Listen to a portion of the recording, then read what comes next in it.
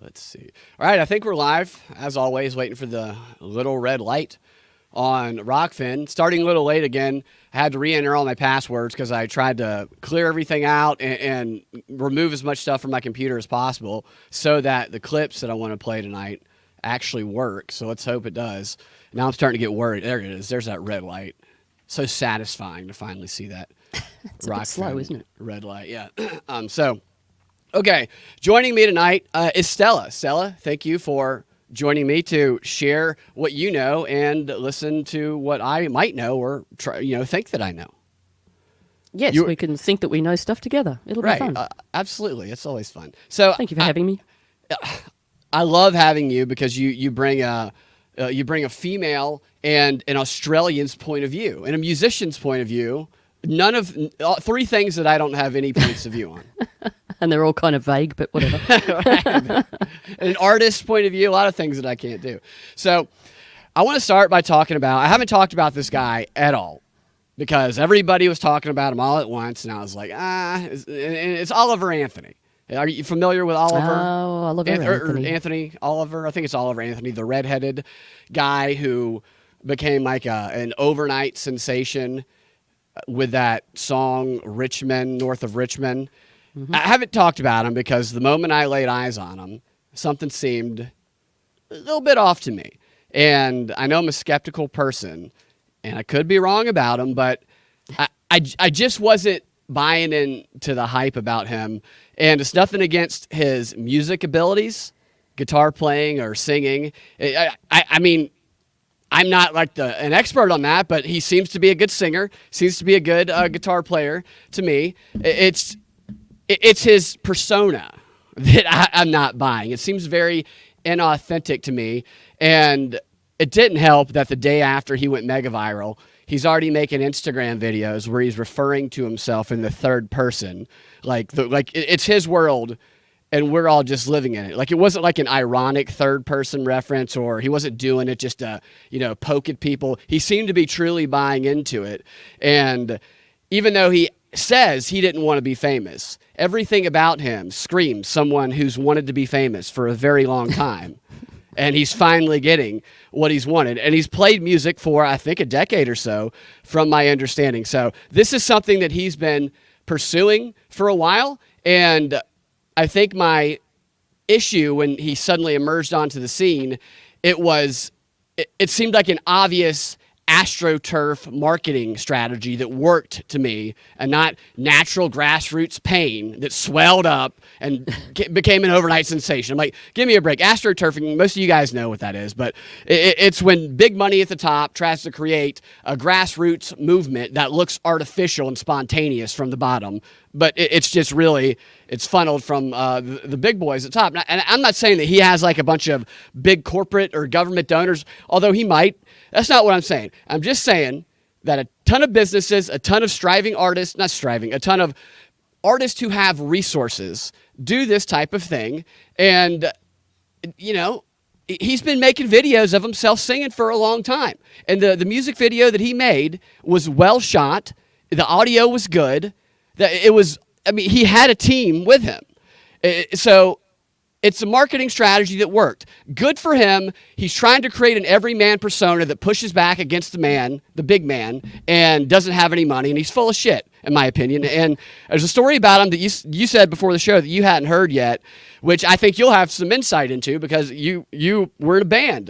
I mean, probably multiple bands, if I had to guess, for a long time. And here's what happened. Earlier this week, Anthony canceled a concert that he had scheduled to play at a place called Cotton Eye Joe. And the reason he canceled, which he says in an Instagram video, that's how he communicates with everybody, is his Insta, is because the ticket prices set by the venue that he agreed to do a show with were too expensive for his liking. And he didn't know this at first. And when he found out, he told everybody that he was going to cancel it, because he's supposed to be the new voice of the overtaxed, hardworking American who's just trying to make ends meet. So he can't allow his people to pay too much for a ticket to see him. His freaking Twitter handle is ain't got a dollar, okay? Ain't got a dollar, ain't going to make you pay too many dollars. So here's him, in his own words, saying why he canceled the show. Well, I'm going to add the clip now. All that build up, I don't even have the friggin' clip ready. Dum, So I'm going to be adding it a five. Thank you. Beautiful elevator music. There it is, right? Oh my God. All right. The girl from Emphysema. I had to pull off. Here he is. You can hear that, right? Yes. Okay, great. I had to pull off on the side of the road and make this video. I'm my adrenaline's pumping, man. I'm pissed off. Yes, so right there. Yeah. That's the exact same sound that I made. That you made. Like, we are so linked in right there.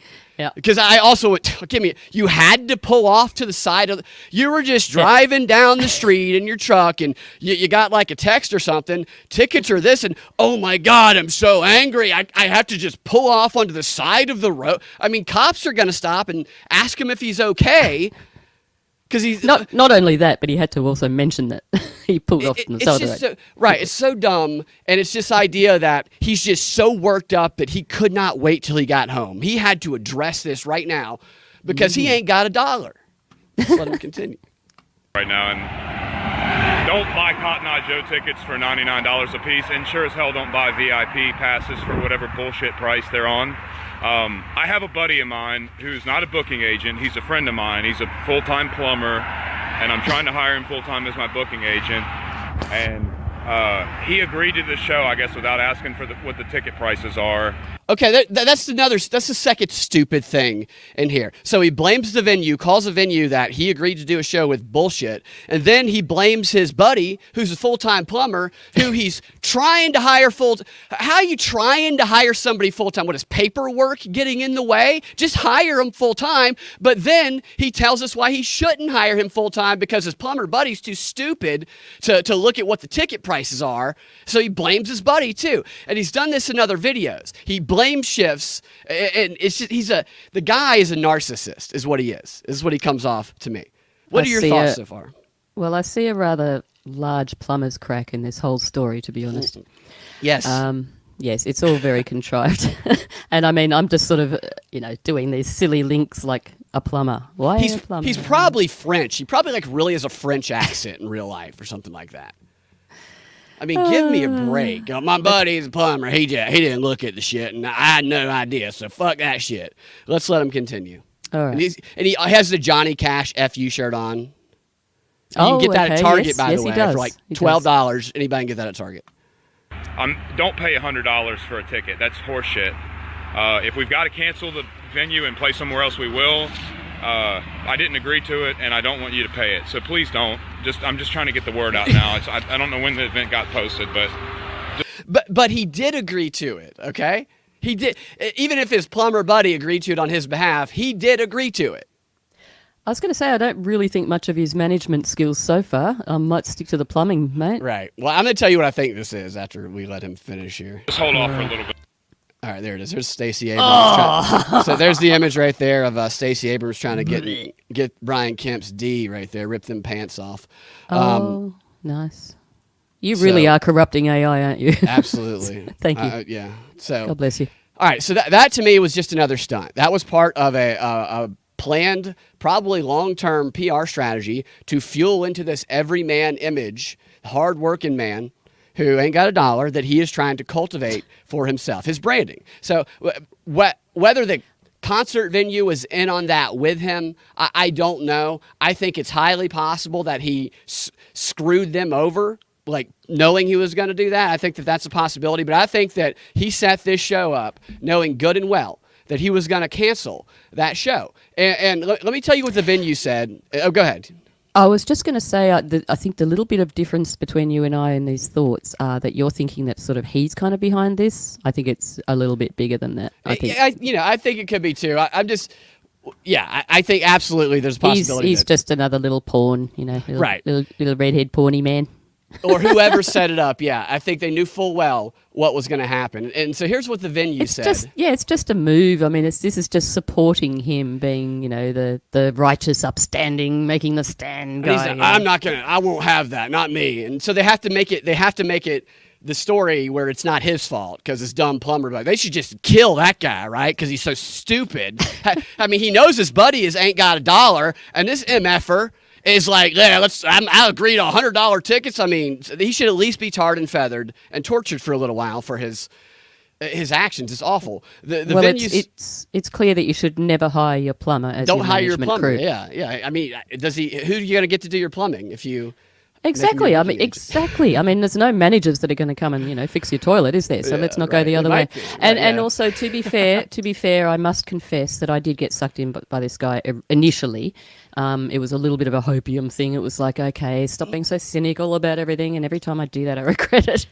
Yeah. But there was a couple of us, we're sitting around going, based or bogus, not sure. And then a couple of us went, yep, no, we're going to believe in him. And then it was like, oh, you fucking idiot. The song is catchy, all right. It's kind of like an old school song. There's no doubt about that. And Yeah. for me, there's no doubt in his talent. He's talented, but his persona A little is, too is- talented, a little Yeah. bit too together and, for and a that is good what old I'm- boy with just $1. and Absolutely. No And- sticks and- to rub together. Or whatever. And that is exactly why this story is bullshit. Is because this is not someone who's never worked with a concert venue before and doesn't know how ticket prices are set. This is the point I'm leading to. And also someone with a beard that's just so perfectly sculptured like that. I just don't trust those No, his people. plumber. He's trying to hire his plumber to be his groomer as well, full time. Some paperwork's getting in the way. Hadn't been able to do it yet. Groomer plumber. That's very scary. Groomer, plumber, agent. So the Like a venue said modern day this. Jimmy Savile. Yeah, right. They said that the Northman of Richmond contracted to play the Cotton Eye Joe, the venue, for $120,000 for 60 minutes. After doing the math and knowing we can hold approximately 1,500 people, paying the ticket website their fee to sell the tickets, paying the tax man, opening Cotton Eye Joe on a closed night, we set the ticket price to break even and bring our customers a show we thought would be fun. To our talent agency and promoter friends that follow us, be careful booking the Northman of Richmond. And I would agree with that. Anybody, because I guarantee you this guy went to this venue, or whoever I guess his plumber went to this venue on his behalf. He is everything, anything that might seem like it's going to taint his everyman, I'm F taxes, I'm against the man image. I would not do anything with this. I mean, I wouldn't do anything with this guy anyway. Personally, I don't trust him. Yeah, it's like the criticism crew are sort of making sure that there's nothing that's left open that can be attacked, Totally. But the thing that stuck out to me the most is like, I know how ticket price, like I know very well that your venues are usually not going to do a show unless they think they can at least make a little bit of profit. If they like you, then they might do like a break-even type thing. But they got to turn the lights on. They got to open on a day they're not open. They got to have the water, the electricity. It costs a lot of money, especially at a 1,500 person venue. I mean, a ton of money to produce a show. That's why they bring people in who can sell tickets, and then they adjust it based on that. So everything that they said is true. I don't know enough about their venue to be able to evaluate if that price, the break-even point, is correct, but I'm sure you have an understanding of that. I think anybody who's performed live for a period of time knows how that works.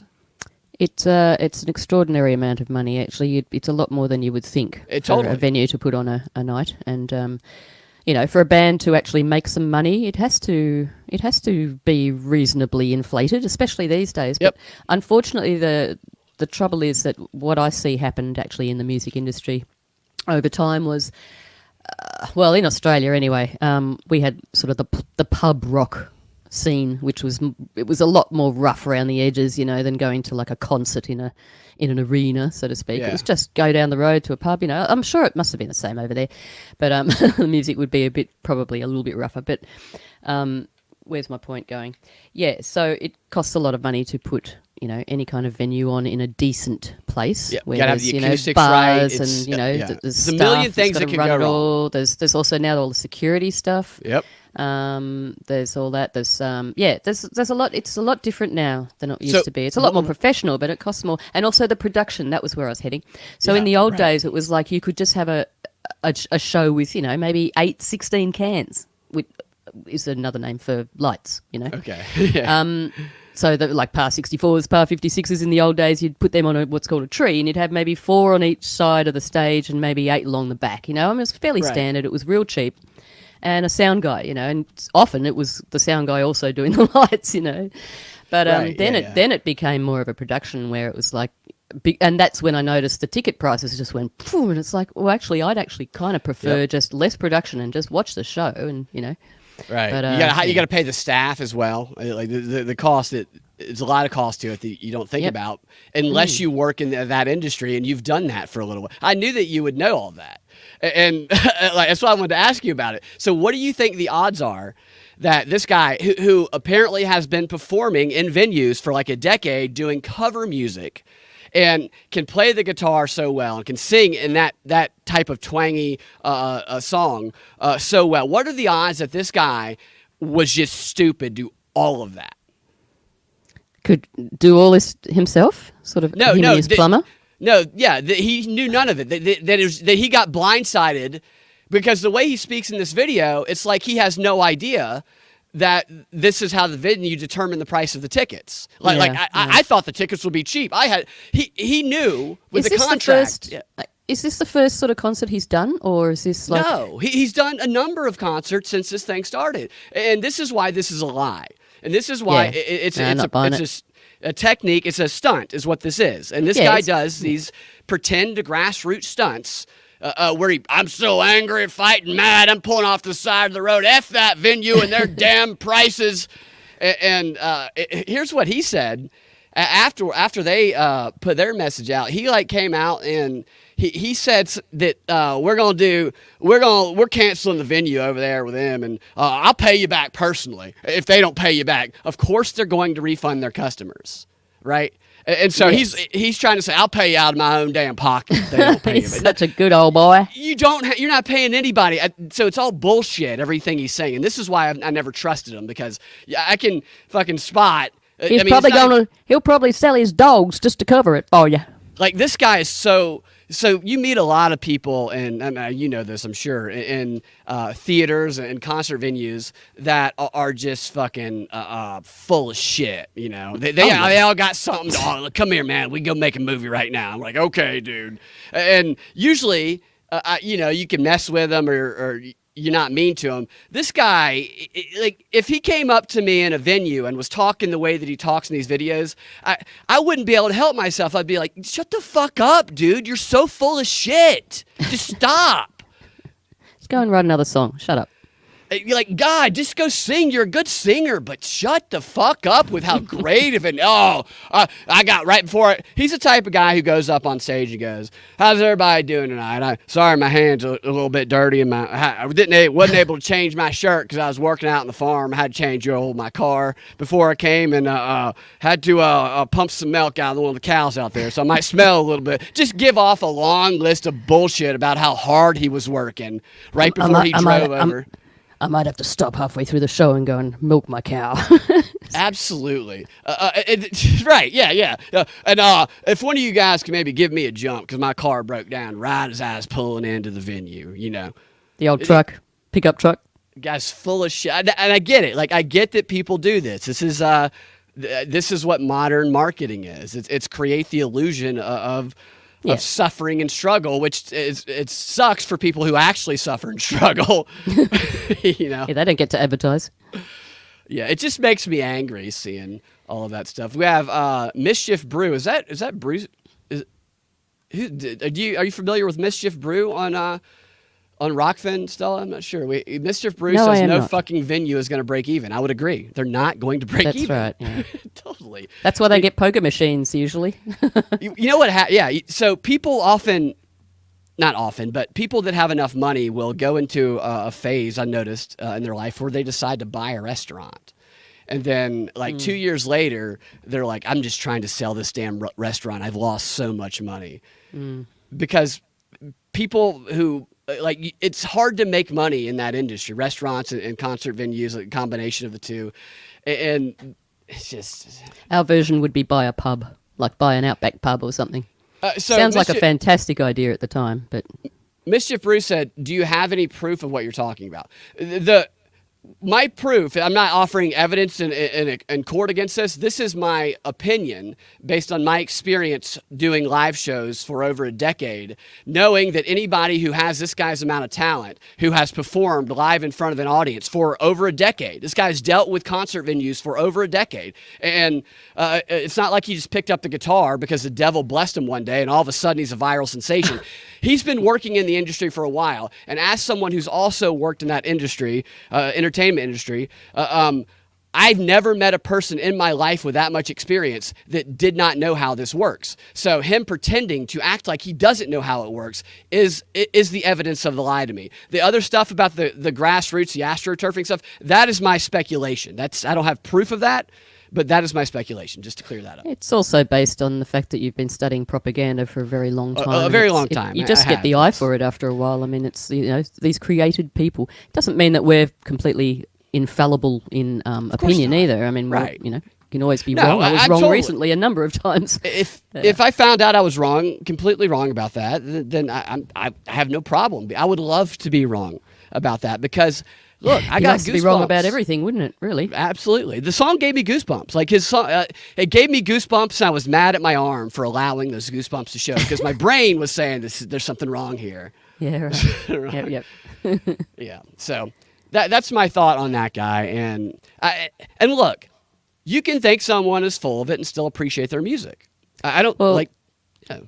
Also, as Ashley has pointed out here in YouTube. Yes, he's a created person, already on podcasts with Joe Rogan and Jordan B. Peterson. Now, it's usually often about the company you keep. That's usually a bit of a dead giveaway. So, these are all just puzzle pieces. It doesn't mean that the picture is complete. It just means they're bits that you sort of go, put that there. Right, yeah. Mischief Brew, I don't have all the clips of him talking about the venues he used to play or the venue owners talking about how he used to come play for the past decade. He used to do cover music there, but they're all over the internet. So if you want to go look them up, they're all over the internet. If that proves to be wrong, then I would happily take it back, but I have seen enough of talk from him himself because he puts videos out every single, like all the time, not every day maybe, but he puts them out all the time. So it's not a secret that the guy has been, you don't have that much ability. It's not like he's just been sitting playing by himself. If you're that good, you're making that's what he's making his money doing. He makes it look like it is his farm, but that is his all right. This person's a troll. I'm no longer engaging in that. Go and do some research. Right. Yeah, totally. Do you want proof the song is good? Is that what you want? I can't prove that. That's just going to be a matter of taste. What do you want from us? So here's what we're going to talk about. What I want to go on to next is the UAP or UFO, whatever you want to call it. That narrative, it's back.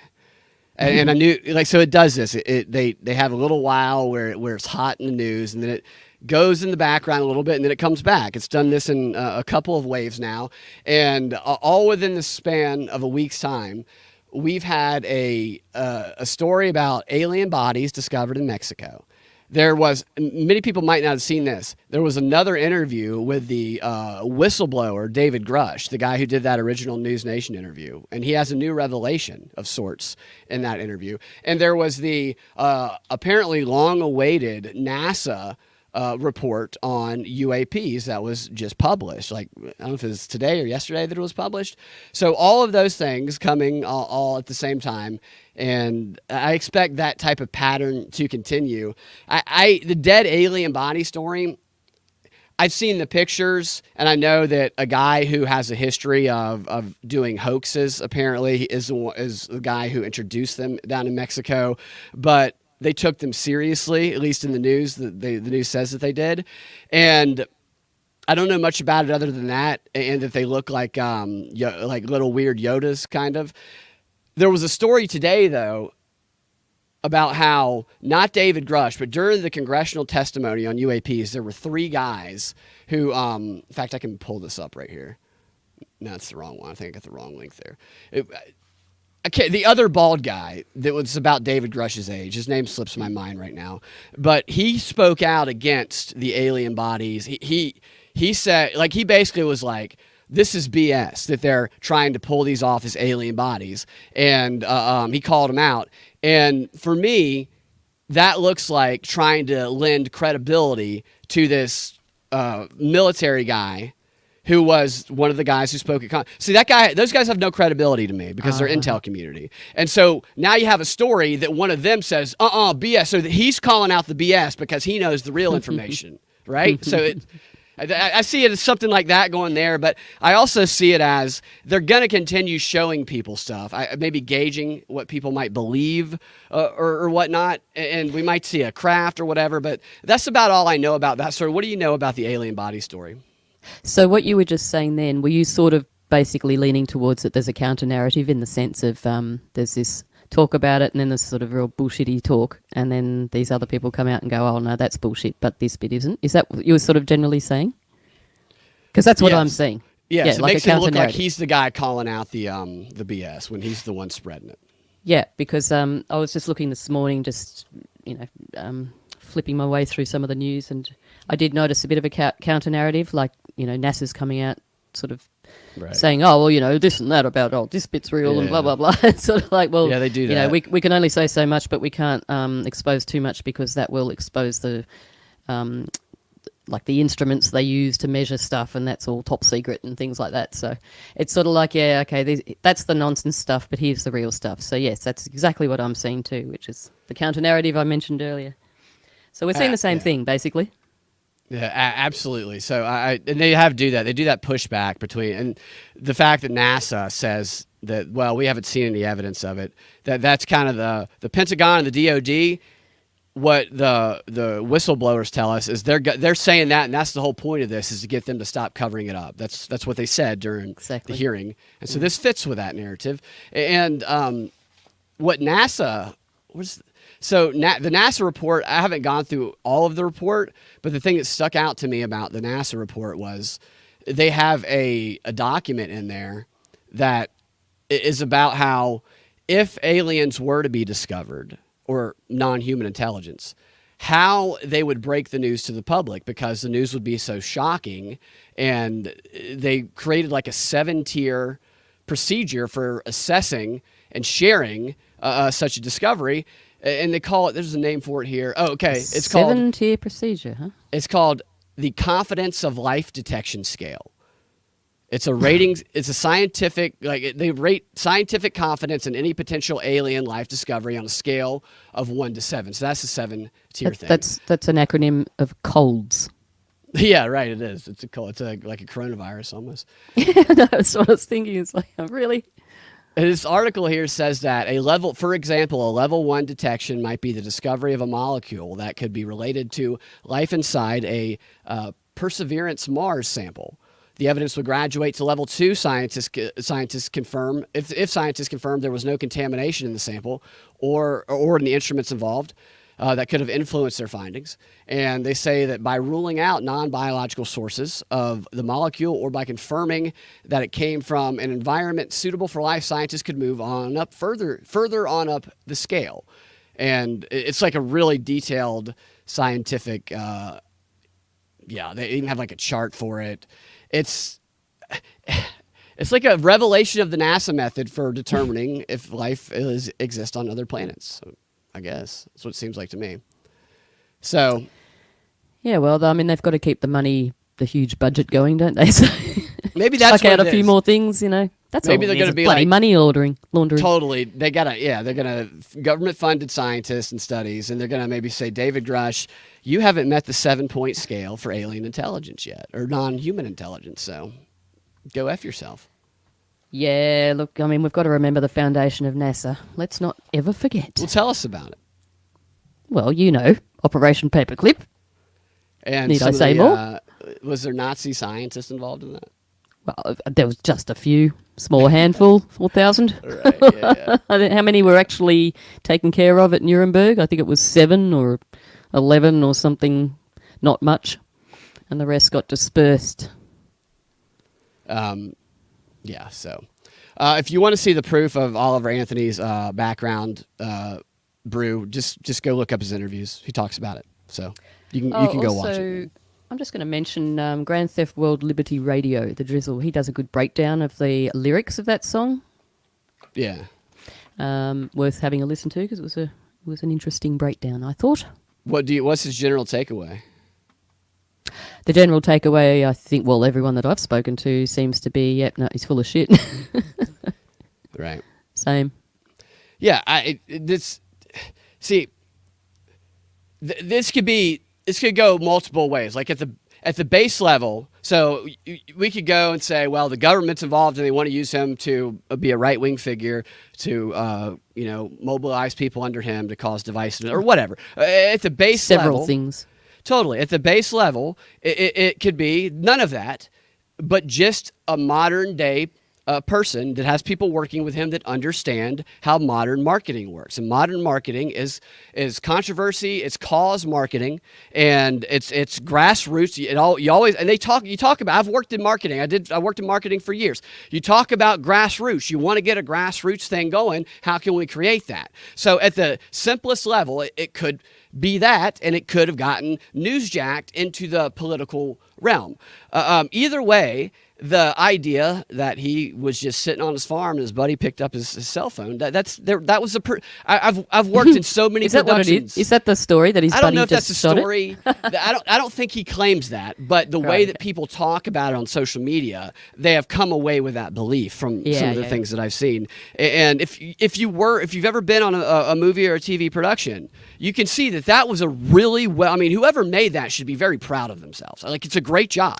It was a very nicely shot. That was one of the impressions that I had, actually, was I liked the way it's shot, but I sort of thought, well, it's not beyond the realms of possibility, because if he had a good song that, somebody, I mean, most of us in the production area know somebody who can, hold a camera and make a decent shot, sort of whatever. I mean, it's possible that someone could have shot it well, might have known a cameraman or whatever, but really it's not, it's just not though.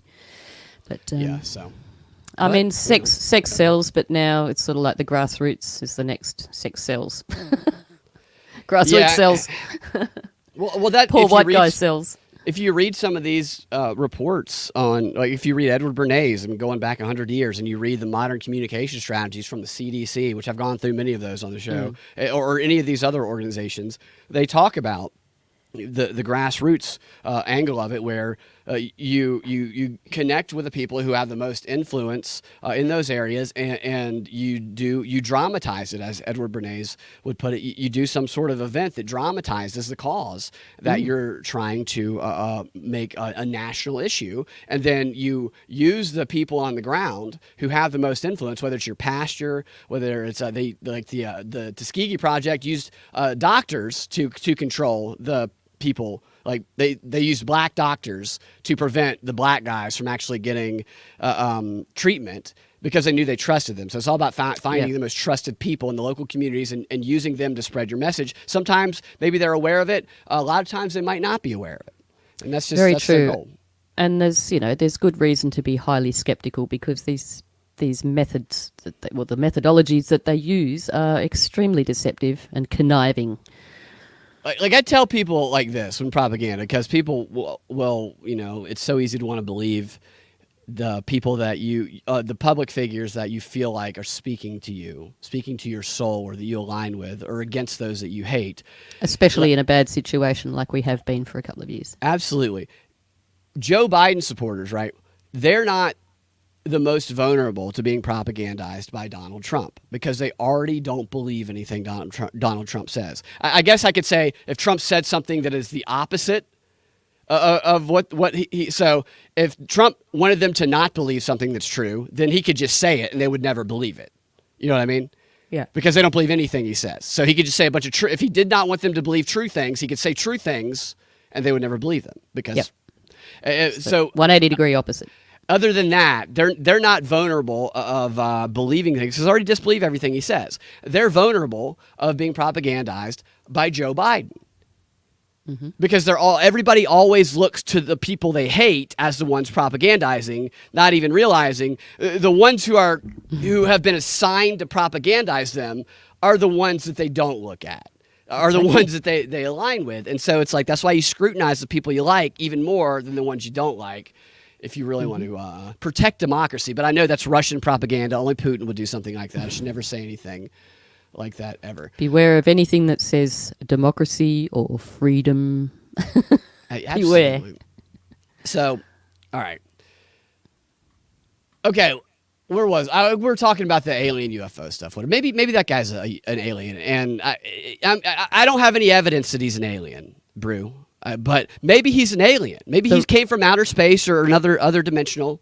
Oliver Anthony, do you mean? What if he? I mean, that'd be great. Yeah. Are you talking about Oliver Anthony? I'm talking about Oliver Anthony. He might be a reptilian for all we know. Well, yeah. Two first names. Right. That always makes me I very know, suspicious. it's weird. It's confusing to me. Two first names and also three names, like, blah, somebody hyphen somebody. You know what I mean? I believe that. Like Lee Harvey Oswald, for instance. I don't think that is his. I think he might have changed. I think it might be a stage name. I think it is not his actual name, yes. Yeah, I can't but remember. It doesn't matter. It's what we know him as, and it's just. But it is. It's very. Two first names. Okay, Christopher Anthony Lunsford is his actual. Yeah, okay. Is his actual name. Yeah. So. All right. Okay, so let me show you some of these David Grush clips. All right. I love a good David Grush clip. Right. Like a bit of Grush. David Grush is the whistleblower, the intel guy. David Grush is the guy who worked in the intel community in covert operations for 14 years, who up until like a year and a half ago was delivering intel reports to the president himself. Who is the whistleblower speaking out, demanding the government be truthful. That's the guy. Like, the irony. It baffles me that they're like, why should you trust David Grush? Well, he's from the intel community. Oh, the same community that said the Hunter Biden laptop was Russian or earmarks of Russian disinformation? I don't think I should believe him because of that. Mm-hmm. All right, now I'm going to get that freaking clip back in because it's gone now. Here we go. Yes, these strange circles. I had to pull off. All right, scoot that down a little bit. Okay, so this podcast is like Alchemy Academy or something. I don't know who these guys are. It's like Alchemy Academy. Okay, they present this in kind of like a podcast form. It's an interesting format that they have. But the first clip here, David Grush. One of the things that comes to mind for a lot of people is, well, what if he's being used as a pawn? What if those intel agents, whose name we don't know, what if they're lying to him? Well, he addresses that in this clip here. I don't report to anybody, and there is no plan. Yeah. I'm not a part of some like slow drip disclosure or anything. If there is a plan, I'm totally unwitting, and holy shit, they've like controlled me in a very passive manner that is like masterclass. Right. Just real quick, that's exactly how they would do it. Yes. That's how they work. If they want to make you, it's not like somebody who has been sent to be your handler or to deceive you. It's just going to be like obviously lying to you. They're going to be, if they're good at it and they're in these intelligence agencies, they're spies.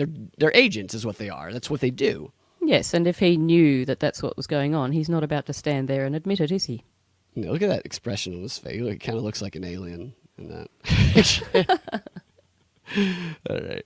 But yeah, I'm not a part of some weird shit, that. Did you ever at any point try to suss out whether you were being lied to? Because all of these people 100%. are coming from the same programs, and so presumably there's some level of coordination between them. So how do you kind of get through and just make sure that they're not, meeting in some back room saying, you say this to Dave, I'll say this to Dave, Yeah, no, for sure. So like, I thought maybe it was like a joke or something. Maybe it was like a psyop on me or something. I don't even know. And then, but the, near 40 people we talked to, a lot of the guys, I've known my entire career, and like, they wouldn't lie to me. I have like a friendship with them. And for them to, disclose to me that kind of stuff and it ended up being a false, would have totally torpedoed the friendship. And I also went out of my way to find people who don't know each other either. And I had other very higher ranking colleagues of mine go talk to other people that I didn't even personally talk to. That group, of course, we took all that, and I'm like, all the people who conducted those interviews, I made them get interviewed by the Inspector General, because we're crossing our T's here because this shit is crazy. Yeah. And you can never be perfect, but man, I was so freaking careful to make sure I wasn't getting fed some bullshit. If they were in coordination together on a disinfo campaign, holy fuck, I shouldn't even be an intel officer because I should have, sniffed that shit out. So you should have sniffed that shit out, right? Something I've noticed about these people, they're way overly animated. He is an animated convince guy. You of something, Like, That's an interesting style they have too. I didn't make any of those edits that they made there. That was the way that their show worked. It's like they're talking about the same subject, and one time they're in a studio, then all of a sudden they're all hiking together on a mountain, and then they're in a limo. What are they going to be in a bubble bath talking about the subject next? It's a weird little Hot sauna with Hunter or something. Yeah, that'd be great if he was smoking crack with Hunter, and he's like, "Yeah, no, I shouldn't be an intel agent if I didn't spot that shit," and he hits the pipe and bangs the hooker. So. What they talk about in these propagandists in their books that they used to write to each other, Harold Laswell, Edward Bernays, all those guys, Walter Lippmann, is that and especially the British, the British Propaganda Bureau from World War I, Lord Northcliffe is the guy who was the guy who oversaw it, and the agent that they had over in the United States was Sir Gilbert Parker, because they sent these literary agents all over the world because they knew that famous people and that elitists and academics, they would just ooze over these well-known authors, and they knew they could get close to them in those influential circles and spread the messages that the British wanted to spread to get the America into the war. And I completely forgot where I was going with that point there. So no, I know where I'm going. Yeah, what I'm saying is what he described. I wouldn't be an intel agent if I didn't spot that. No, that's not. That is the type of attitude that they target. Like they talk about how the academics and the really the people who are kind of into themselves. There's letters written between Sir Gilbert Parker and Lord Northcliffe from over in Britain about how these egotistical, arrogant academics they're so sure that they can never be fooled. That's why they go after them, because they think nobody could ever get one by them because of who they are, which makes them the easiest targets. And I'm getting a little bit of that from David Grush here in the way that he's talking about, nobody can fool me. I'm an intel agent. Yeah. I don't know. There's something disingenuous about him that I can't. Well, I mean, I can never put my finger on things, but whatever it is that little tiny thing of body language or whatever it is, it's just something. Yeah. I'm torn on whether he is. I don't think he believes really what he's saying. I think he's acting. Right. So that's why I go back and forth. Sometimes I think he's acting. Other times I think he's kind of a goof. I think he's a plant. I think he's put there. Some of this stuff is made to just make all the psycho-y. I mean, as if they're going to take anyone seriously that just spoke to somebody. I mean, it's all just hearsay. That doesn't stand up in the smallest court case, does it? And there's a reason that there's a spotlight on it all, and he's just a bloody distraction. And then they're going to come along and go, oh, yeah, no, there's these people, but here's the real information, and that's all going to be bullshit as well. And this has happened before with Operation Bluebeam. They drove a guy crazy, and this is documented in declassified documents. They targeted a guy, and the Air Force sent out agents to intentionally. They said this guy came to them. He said, "I've been seeing these things over." He lived near these Air Force bases where they were testing technology. They say they were testing new government technology, and he thought he was seeing UFOs. So he takes the info to the Air Force and he tells them.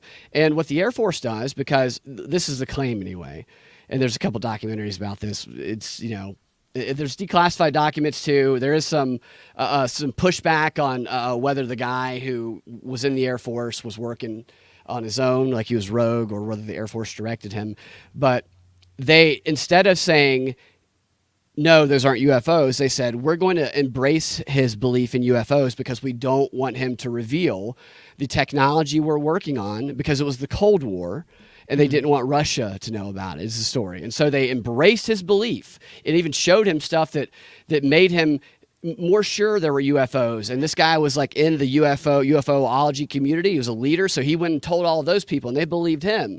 And it diverted, is the story, from the attention of the technology. I mean, it's probably a much deeper than that story at all. But the point is that this exact type of thing that they're describing happened 40 years ago or something like that. It's weird. Do you think that's sort of a bit like Stephen Greer and? Yeah, Stephen Greer is an interesting character, that's for sure. But yeah, I know what you mean. It's like they just see these tools and they're just going to make the most of a handy tool, really. Yeah, and that's what they do. Things that could be truthful, and might be truthful, they run psyops. They always run psyops. Yeah, It's and there's always 10% of truth in every lie, isn't there? Otherwise, They it'd have be to. too easy to. they got to for tell people to lies. see through it. Totally right. They got to So, tell truth to tell What is their it lies. that Deep Throat? He told Mulder in like episode in season 1 is like the best place to hide a lie is sandwich it between two truths, which Yep. he's correct about that. All right, so this next clip here, he addresses kind of his view of his role in disclosure, which I thought was interesting. Yes. Let you get a look here, Stacy and Brian. The threatening Yeah, I nature keep thinking of some she's of their got a Chinese hat. indoctrinations where they're like, this is treason, you're going to Leavenworth if you ever tell anybody not in the program. And oh, by the way, what's the penalty for treason? Oh, right, execution, right? And I was like, well, fuck it. I'll be the mouthpiece for you. I'll be the leader, I guess. And I will shepherd you privately to the appropriate people that could be a recipient of your disclosure. You don't have to go public, but I'll do the thing. He'll do the thing. So he's like, You you're do the worried about thing. treason. I am a shepherd for truth. He's a shepherd. He's a hero. He is a hero. I thought that was an interesting view of himself. Hero in his own lunchbox. Right. So one of the things that came out of the congressional hearing with him is all of the questions that people wanted to hear answers to.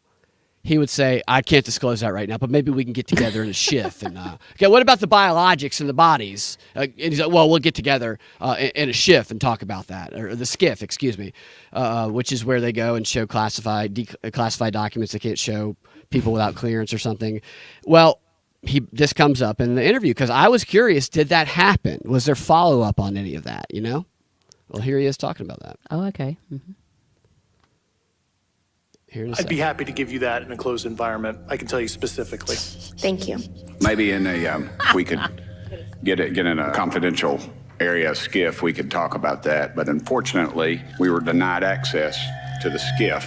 A lot of the narrative for the whole thing was that you were denied a skiff. What does SCIF stand for, just for people? It was a specialized compartmented information facility, right? Which basically means that you guys would just get into a secure place where you can share. Yeah, that's confidential. a facility that's accredited to talk at the top secret sensitive compartmented information level. And yeah, the members were pretty incensed that I believe it was like they couldn't reserve a skiff and then they couldn't give me a one-time read-on back into the right accesses since I left the government. Do you have any sense of Yeah. why that was denied? I don't know. No, I don't really have insight. It was something they mentioned to me. It was security or something denied it. So that's his answer. He's so precise in all of his other answers, but it's, I don't know, security denied it, and there was no follow-up specifically on, are you talking about before or after? Did you actually go into the skiff with AOC? I think I lost you there for a second, Stella. I am sorry. Yes. That was Yeah, my so fault. he doesn't really, it's very vague about did the skiff happen, because there was a multiple, we're going to meet in the skiff and show you this information. And then when he talks about it here, he's just kind of like, well, just something happened and I don't know. Well, how come you know all this other stuff about holographic theory and non-human intelligence, but you can't tell us specifically, did you go in the skiff with AOC or not? We want details. Come on. She I looked looked really it up. disingenuous too. It did. I mean, They just look like actors to me. They really do. are They just look like they're actors. doing their bloody script. They That's- just don't yeah. look genuine.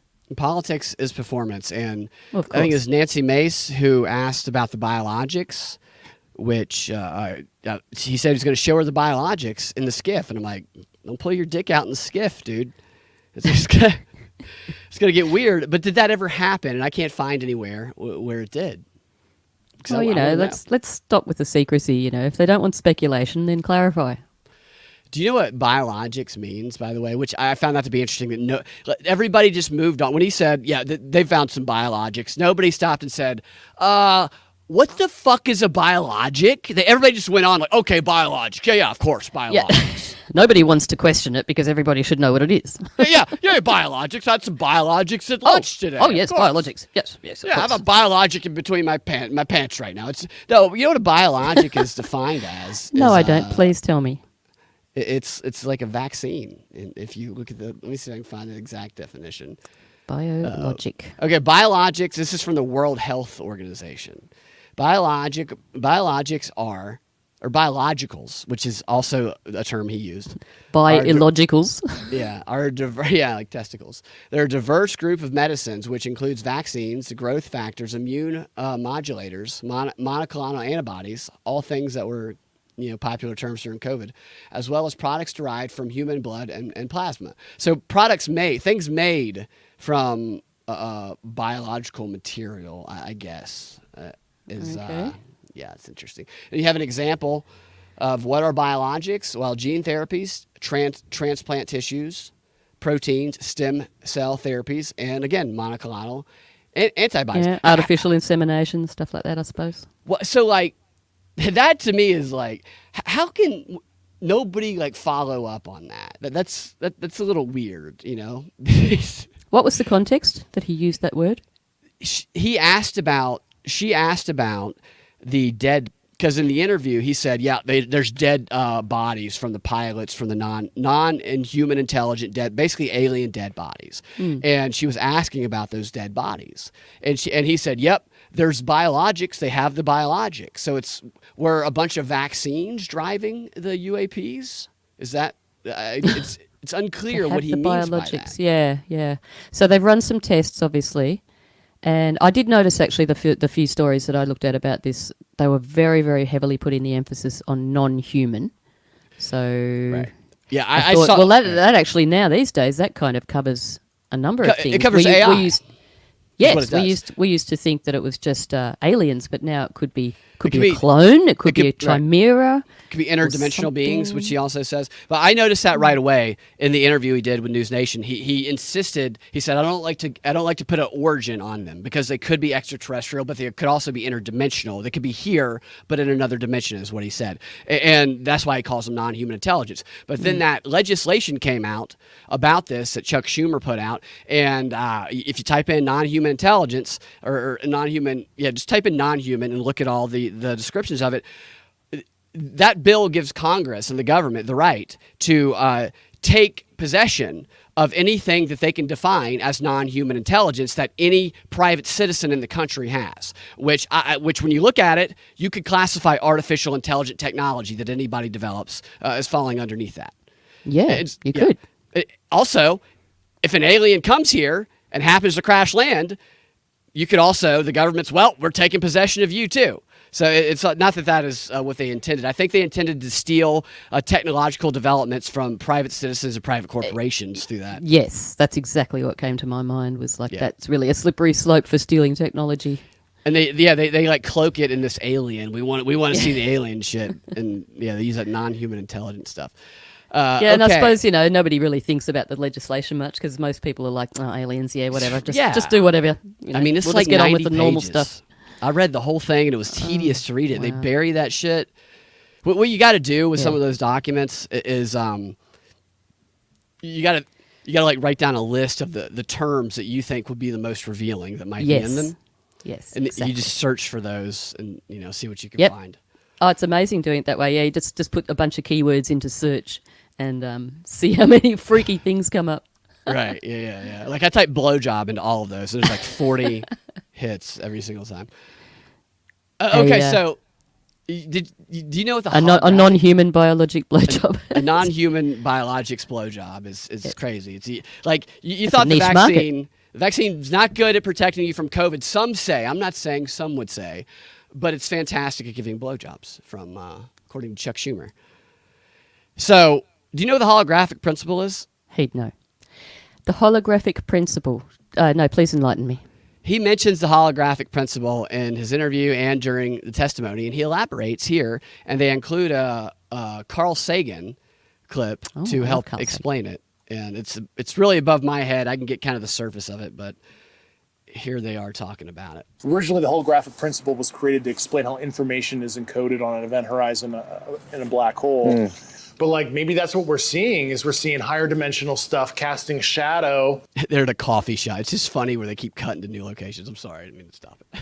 It's all very into empty. our too. space. Yeah. Just like how we cast a shadow on a two-dimensional To surface. take that back, because I interrupted. It's my fault. Security or something denied it. Yeah, it's the wrong one. So, here it is. But like maybe that's what we're seeing higher dimensional stuff casting shadow into our space, just like how we cast a shadow on a two-dimensional surface, which is like the sidewalk, right?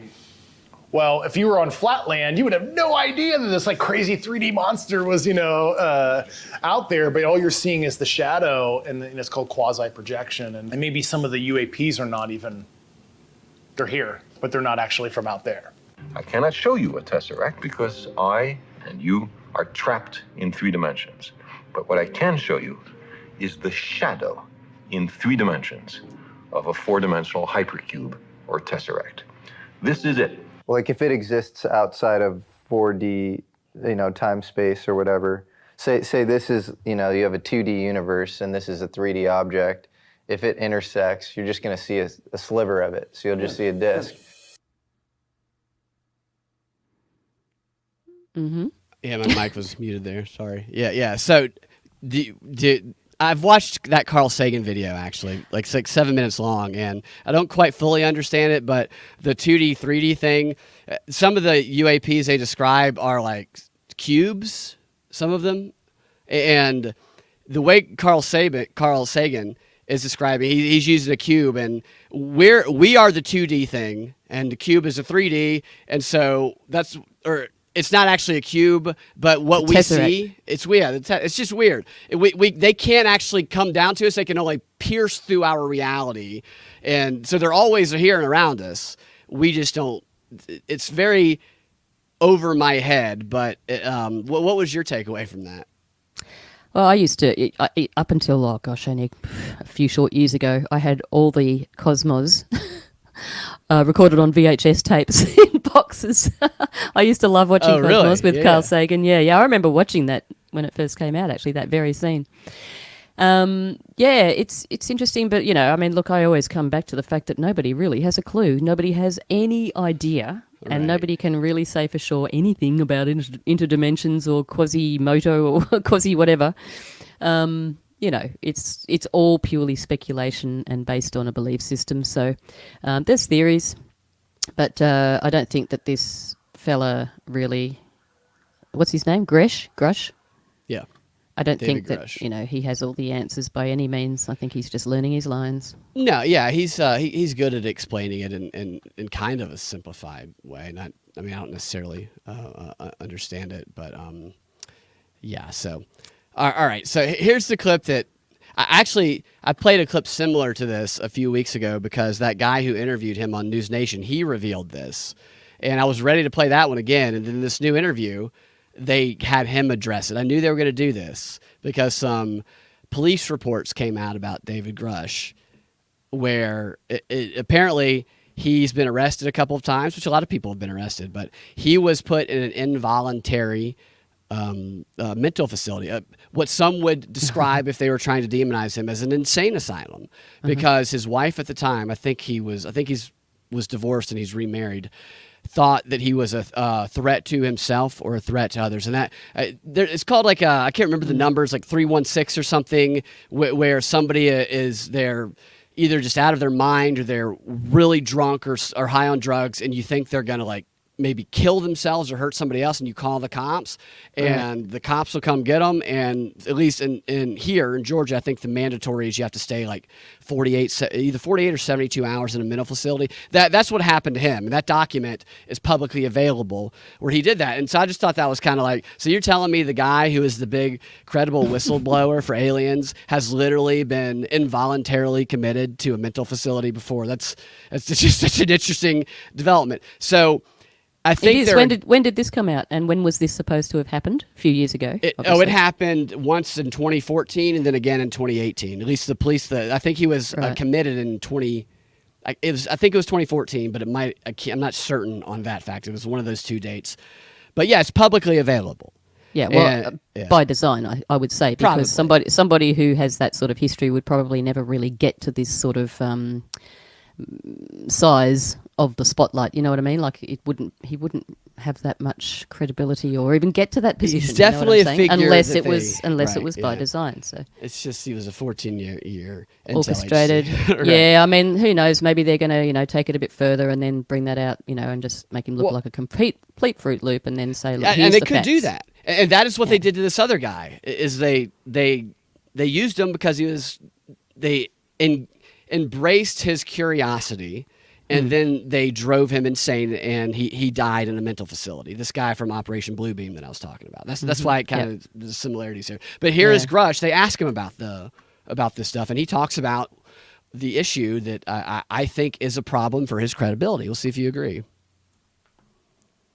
Over the past days, you shared with us that you were diagnosed to be on the autism spectrum.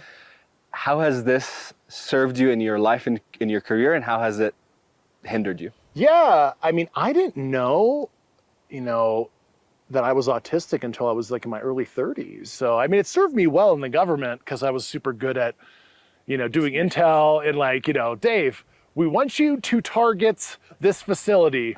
Okay, you have 6 months, figure out everything, and of course I do, and it's, that was very good. But I think, especially if you're trying to maintain relationships and stuff, and how to read people's emotions and how to show your own emotions, because, autists, especially if you're, deeper in the spectrum, when you get Asperger's and that kind of stuff, you don't know how to even present your emotions in a way to a partner or, a spouse or whatever. He would come home and tell me like general stuff, and I'd be like, yeah, that makes sense. Yeah, there's probably aliens. Like, that makes sense.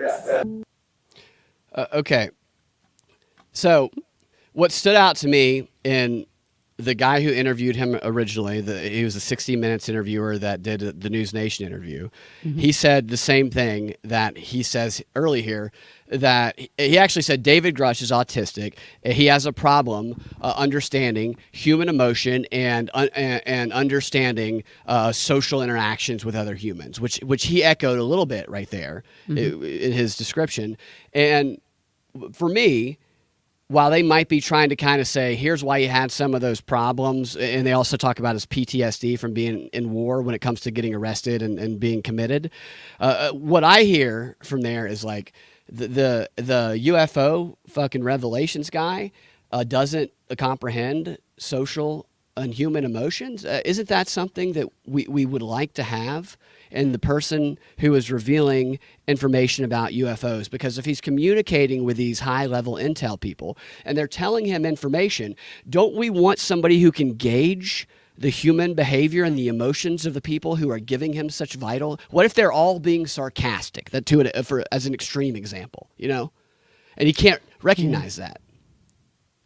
Well, what you say is absolute fact, and I agree with all that. But then again, shouldn't we have somebody who has their wits about them running the country? So, No, it all fits in. It all fits in perfectly. All these clowns. It's just an interesting wrinkle there to me, the mental health side of it. Where I'm not criticizing autism. I'm just saying. No, but it's got potential for something to happen or something to be used or it to go somewhere somehow. That's just a little, what do you call them? Easter egg sitting there somehow that might pop up. It almost feels like. So on the show the other setting the stage almost. Yeah, so like last night they had this inclusive language document from Atlanta. I've gone through that a little bit of it in a couple of shows with Ian, and one of I can't remember the thing for unabled people, whatever. Well, I can't remember the exact word for what formerly was ableism. Thank you. Yes, ableism. So. I hear that and you think people who are handicapped, right? But they adjusted the definition, at least in the Atlanta guide, to include people who think and process information differently. And I'm like, that's that really broadens the scope there. And what's normal? Right. Everybody thinks differently, at least a little bit differently.